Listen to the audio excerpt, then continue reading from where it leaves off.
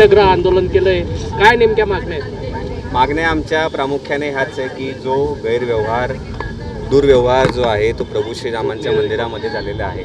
प्रभू श्रीराम यांचं प्रतीक, प्रभू श्रीराम यांची प्रतिमा जी आहे ती सत्यासाठी, त्यागासाठी, मर्यादेसाठी आणि समतेसाठी जी त्यांची प्रतिमा संपूर्ण भारत देशाच्या समोर, संपूर्ण जगाच्या समोर त्यांची अशी प्रतिमा आहे. आज त्यांच्याच मंदिरामध्ये दुर्व्यवहार, घोटाळा, चोरी अशा प्रकारचे शब्द मीडियामध्ये वापरले जात आहे. अशा प्रकारची घटना जी आहे ती बाहेर आलेली आहे. आमच्या प्रामुख्यानं मागण्या याच असणार आहे की हा संपूर्ण गैरव्यवहार जो आला आहे त्याची सखोल चौकशी झाली पाहिजे. सखोल चौकशी जेव्हा आम्ही म्हणतो तेव्हा पारदर्शक चौकशीसुद्धा झाली पाहिजे याची आम्ही प्रामुख्याने मागणी करतो. कारण सरकार नेमकं कोणाला अटक करते, ट्रस्टमध्ये किंवा त्यांच्या संस्थेमध्ये कशा प्रकारच्या गोष्टी त्या सुधारून घेतात किंवा कशा प्रकारची कठोर कारवाई घेतात याचं उत्तरदायित्व जनतेपुरतासुद्धा असलं पाहिजे. आणि सरकार जे काही या संपूर्ण गैरव्यवहाराबद्दल जे काही ॲक्शन घेईल, जे काही त्यांचे पावलं असतील ते संपूर्ण जनतेसमोर आले पाहिजे असा आमचा प्रयत्न असणार आहे. आपण परत विचारा.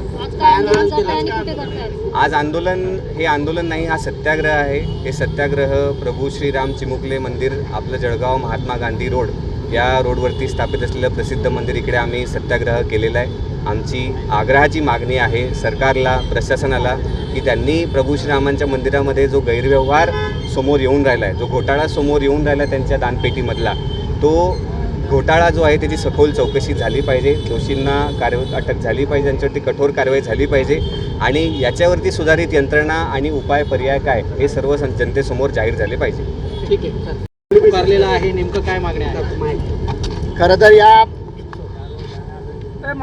प्रभू श्रीरामाच्या मंदिरामध्ये भारतीय जनता पार्टी, विश्व हिंदू परिषद व RSSच्या लोकांनी चोरी केली.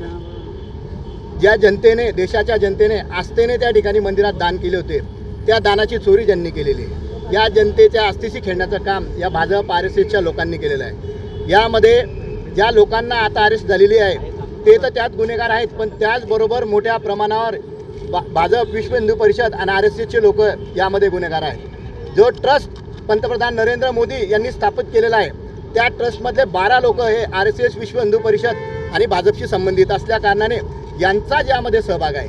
आणि म्हणून आमची मागणी आहे की जोपर्यंत हा चोरीचा घोटाळा जनतेसमोर उघड होत नाही आणि यातले प्रमुख आरोपी अटक होत नाही तोपर्यंत आम्ही ही मागणी लावून धरणार आहोत. आज आम्ही या ठिकाणी प्रभू श्रीरामाच्या मंदिरासमोर या रघुपती राघव राजाराम सत्याग्रह त्यासाठी आम्ही करतो.